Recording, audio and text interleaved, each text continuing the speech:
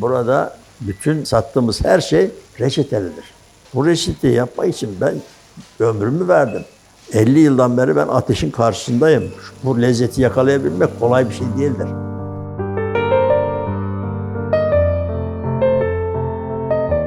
Biz sadece köfte satıyoruz. Bir tavuk şiş ver, efendime söyleyeyim bir kuzu şiş ver, biftek yiyeceğim yok. Sadece köfte. Yalnız İstanbul'da değil bu köfte. Türkiye'nin hiçbir yerinde böyle güzel köfte yok.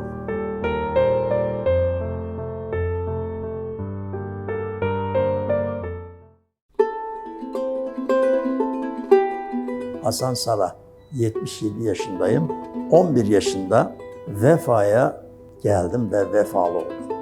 Ben köyde hiç ayakkabım olmadan ilkokulu bitirmiş bir insandım. Pantolonunu hiç giymedim. Annemin bana bir fistan dikerdi eliyle, ondan okulumu bitirdim. Ceket hiç giymedim.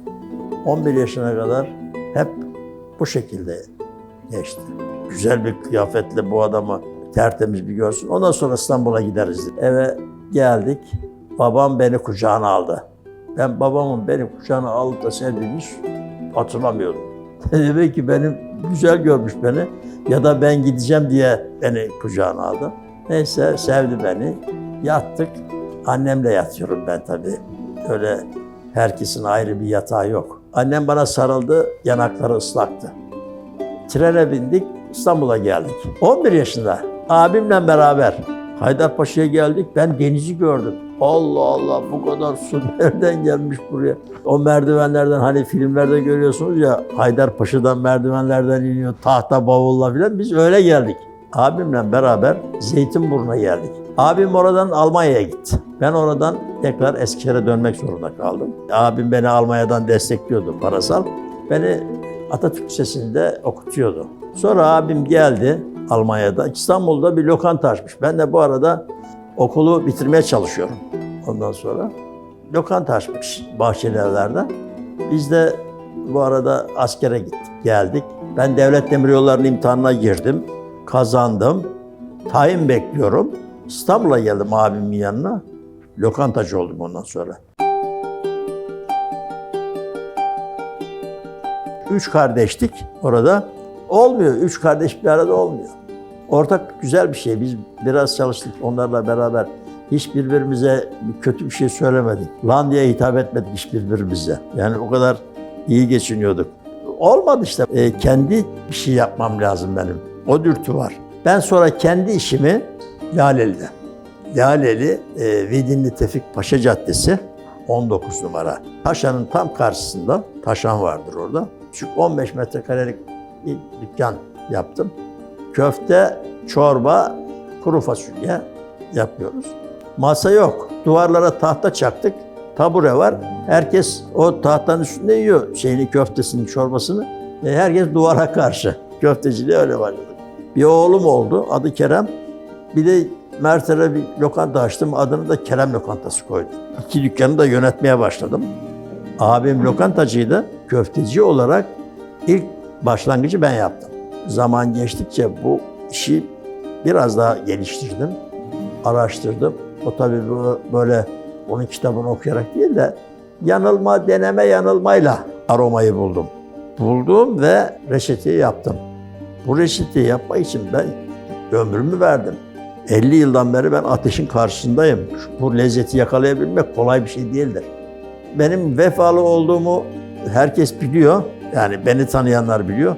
Reçeteyi yaptıktan sonra dükkanları da açmaya başladığım zaman benim oğlumun karısı dedi ki vefalı köfteci olsun dedi. Onun isim annesi gelinim. Vefalı köftecinin ilk dükkanı burası. 50 metrekare burası. Bahçeyle beraber 100 metrekare diyelim. 90 kişilik falan bir yer burası. Ataşehir'de bir şubemiz var. İzmir'de bir şube açıyoruz yeni. Bir de burası var. Bayilik verdiğimiz yer yok şimdi şu anda. İyi bir şube, iyi bir semtte açılır. Uğrak yer olması lazım. Bağdat Caddesi'ne yakın. Bir de biz kendimize güvendik. Semt önemli ama şimdi biz sadece köfte satıyoruz. Sadece köfte, başka hiçbir şey yok. Bir tavuk şiş ver, efendime söyleyeyim bir kuzu şiş ver, biftek yiyeceğim yok. Sadece köfte. Bir tane köfte yapıyorsun, onu da köfte kötü yaparsan kim gelecek buraya? Kimse gelmez. Bu özgüven var. Yaptığımız işin arkasındayız. Burada bütün sattığımız her şey reçetelidir. Vefalı çorba. Her şey reçetelidir. Şimdi geleceksin piyaz. Yani her şey özeldir. Kekikler özel olarak başka dağlardan geliyor. Onu toplayan birileri var. Her şey bir tanedir burada, her şey. Kemalpaşa tatlısı mesela satıyor, o kaymaklı satıyoruz. O da bir tanedir, 2 tane olmaz. Her şey tek. Bunların hepsi reçetelidir. Köfte ettir. Et güzel olmazsa köfte olmaz. Bir de hayvanın kıymetli etleri vardır. Mesela nedir o? Bonfilesi vardır. Antrikotu vardır. Değil mi? Böyle lokum gibidir. Ona kontrası vardır, kontrafilesi vardır, duvarı vardır. Bunların hepsi hayvanın kıymetli etleridir. Bunları aldın mı çöpü kalır. Orada köfte yaparlar. Almayacağım. Bunlar alınmaz. Onları alırsa köfte söner. Olmaz. Izgaramız kömür. Kömürde pişiyor yani mangal kömürü, meşe kömürü. Onun üstünde metali var. Kömürde köfte çok daha güzel pişer. Ona dikkat etmek lazım. Köftenin dereceyle bir alakası yok. Onu adam maşayla çeviriyor bir kere çeviriyor. Onu o anlıyor, o süre ezberlemiş onu. Pilav koyuyoruz yanına, domates koyuyoruz, çiğ domates, biber veriyoruz, közlenmiş biber veriyoruz. Köfteye en çok yakışan piyazdır. Bir porsiyon köfte 40 lira.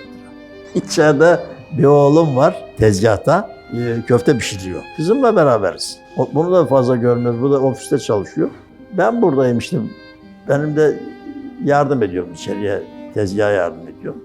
Ben çocuklarımla sabah kahvaltısı çok yaptığımı hatırlamıyorum. Ben saat 6'da, 5.30'da kalkar giderdim işime. Gece gelirdim, onlar yatmış olurdu. Ben çocuklarımı görmüyordum. Yaptığın işi adam gibi yapmak lazım. Seçici olmak lazım. Aldığın malzemelerin en güzelini alman lazım. Bizim yaptığımız iş sadece etle ilgili olduğu için biz etin en güzelini alıyoruz. İyi bir insan olmak lazım. Düzgün bir insan olmak lazım. Gönen'de bizim yerimiz var. Yani biz buraya bağlı değiliz. Buradan bir et falan almıyoruz biz. Gideceksin kasaba, bana kıyma ver. Ondan sonra ben biraz da ekmek koyayım içine, biraz da karabiber koyayım da köfte yapayım. Öyle bir şey değil bu. Hayvanın beslenmesinden başlıyor bu iş. Ben köylüye gidiyorum, diyorum ki şu hayvanlarını bana besleyeceksin. Görüyorum ben danaların adamı. O erkekleri bana besleyeceksin. Bunlara yalnız mısır sılacı yedirmeyeceğim. Mısır yok. Yonca da yok. Buna biraz doğal besleteceğim. Biraz da benim söylediğim yemi vereceğim hayvanlara. Öyle besleyeceğim. Eğer o hayvanlara mısır sılacı ya da yonca yedirirse ondan köfte olmaz. Köfteler kararır, kapkara olur. Çevre çok önemli. Şimdi iş yaptığınız çevre, çalışma arkadaşlarınız ve size mubaya yapan, size mal temin eden tedarikçileriniz, onlarla çok iyi ilişkileriniz olması lazım. O insanlarla iyi geçinmeniz lazım. Adam ta Avusturya'dan gelmiş, bizi seyretmiş sizin gibi. Almanya'dan gelmiş. Adam Kanada'dan geldi adam. Beni görmek için geldi. Rusya'dan gelen var. Yani gelmiş buraya tesadüfen. İşte oralarda beni görmüş. Buraya gelince de gidelim şuraya bir bakalım nasıl bir şey geldi adam. Benim dünyada yediğim en güzel köfte diyor. Şimdi her gelen bunu söylüyor. Gerçekten de böyle. Benim çok kırılma noktalarım vardır. Mesela ben 1000 kişinin üzerinde Doğu İnşaat vardı eskiden, ona ben yemek veriyordum. Kitelli Organize Sanayi Bölgesi'nde Sahra Mutfağı vardı bende, 35 kişi çalışıyordu. Sabah, öğlen, akşam 3000 yemek. 90 yılında Körfez krizinde o firma battı. Bütün firmalar battı, ben de battım. Ben zengin adamdım, Mercedes'e biniyordum. Dairelerim vardı. Çeklerin hiçbirisi ödenmedi. Ödenmeyince bütün benim malım, mülküm gitti. Yani şimdi bu kırılma noktası değil mi? Bu kırılma değil, bu 7 kat yerin dibine battım. Nasıl çıktım oradan? Piyasada bir şeyim var, kredim var. Hemen bir dükkan yaptım kendime. Köfteci dükkanı yaptım, küçük. Ondan sonra o borçların bir kısmını tahsil ettim onlardan. Ondan sonra o borçlarımı kapattım yarısını. O diğer kerem da çalışarak ödedim. Yani hem köfte satıyordum hem de yanında bir catering firması kurdum. Ondan da kerestecilere yemek dağıtıyordum. Yani çalışarak bütün borçlarımı kapattım. Kimseye 1 lira borç bırakmadım. Hepsini ödedim. Sıkıntılar oldu ama ayağa kalkmasını da bildik yani. Hala da bu benim kafamdadır. Ben her zaman çok büyük paralar kazanmaya aday bir insanım. Kendime güvenim var.